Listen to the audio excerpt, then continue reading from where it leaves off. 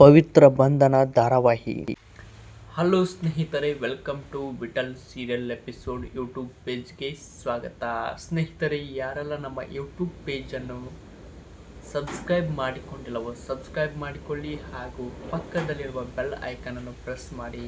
ನಾವು ಪ್ರತಿದಿನ ಹಾಕುವ ವಿಡಿಯೋಗಳು ಎಲ್ಲರಿಗಿಂತ ಮೊದಲು ನೀವೇ ನೋಡುತ್ತೀರಾ. ಹಾಗಾದರೆ ತಡ ಮಾಡೋದು ಬೇಡ, ವಿಡಿಯೋವನ್ನು ಸ್ಟಾರ್ಟ್ ಮಾಡೋಣ ಬನ್ನಿ.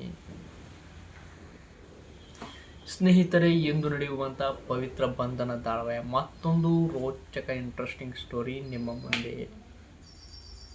ದೇವನಿಗೋಸ್ಕರ ಕಠಿಣ ವ್ರತವನ್ನು ಮಾಡುತ್ತಿದ್ದ ಪವಿತ್ರಳ ಕೈಗಳು ಸುಟ್ಟು ಹೋಗಿವೆ, ಬೆಂಕಿ ಕೆಂಡದಂತೆ ಆಗಿವೆ.